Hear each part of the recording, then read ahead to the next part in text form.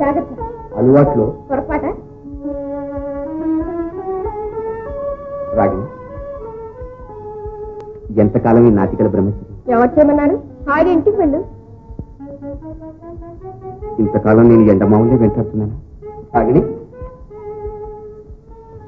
నేను పోగొట్టుకున్న ఆనందాన్ని తిరిగి నాకు ఇస్తానన్నది జ్ఞాపకం ఉందే? ఇప్పుడు మాత్రం నేను లేదన్నానా? రాగిణి, ఈ పూల చెందులాగి మళ్ళీ నా జీవితం ఎప్పుడు చూపిస్తుంది? దేనికైనా సమయం రావాలి రాజు. రాగిణి, ఎంతకాలం ఈ అందని ఆటం? తెలిసి తెలియని ఉద్రేకాలు తగ్గేవరకు.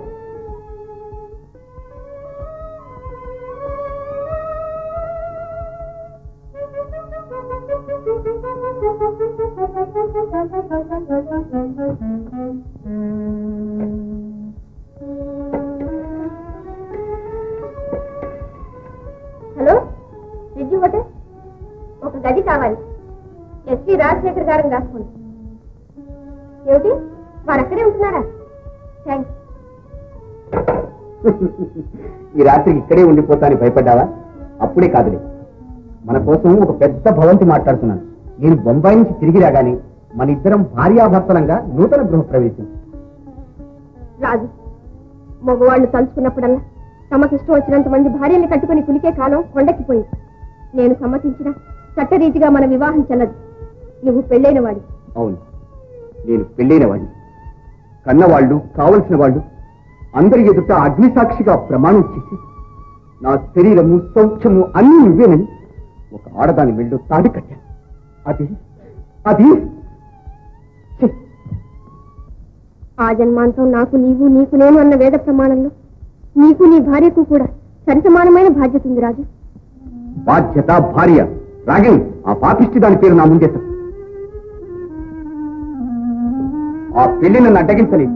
మన జీవితాలను, ఆనందాలను అది అరికట్టలేదు. ఎందుకని మాత్రం అడగదు. వెళ్ళొస్తా. ఏమిటక్క నీ పద్ధతి? పెళ్లి పేరంతమైన వాడితో నీకెందుకమ్మా ఈ చెలగాటం? ఎద్దు ఈనిందంటే దూడను కట్టమనే లోకం ఏమనుకుంటుంది? అపార్థం చేసుకుంటుంది, నా మీద అపవాదు వేస్తుంది.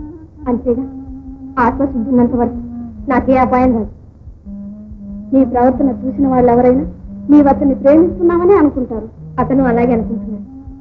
కానీ నా ప్రేమ తప్పుదారిలో పడిపోతున్న బిడ్డను తీర్చిదిద్దే తల్లి ప్రేమ. ఆనాడు నేనే అడ్డుపడకపోతే రాజన్నయ్య ఏమైపోయేవాడో నేను చెప్పలేదు. మనస్సు విరిగి మంచి చెడ్డని చెప్పుకునే దిక్కైనా లేకుండా ఈ పాటికి ఏ దూదరు, ఏ త్రాగుబోతు, ఏ గతిచారు అయిపోయి వేర్దిద్దాము. ఏదో ఒకనాటికి ఈ గాలిపుడక పేలిపోక తప్పదు.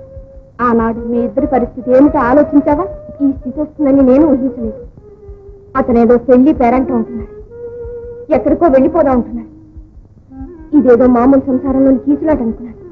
కానీ అతని కడుపులో ఏదో బడబాగ్ని రగులుతుంది. ఈ కళ కరిగి పీడకలగా మారకముందే కార్యాన్ని చక్కపెట్టాలి.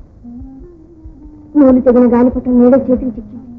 ఇక చేదుకొస్తాను రేపే.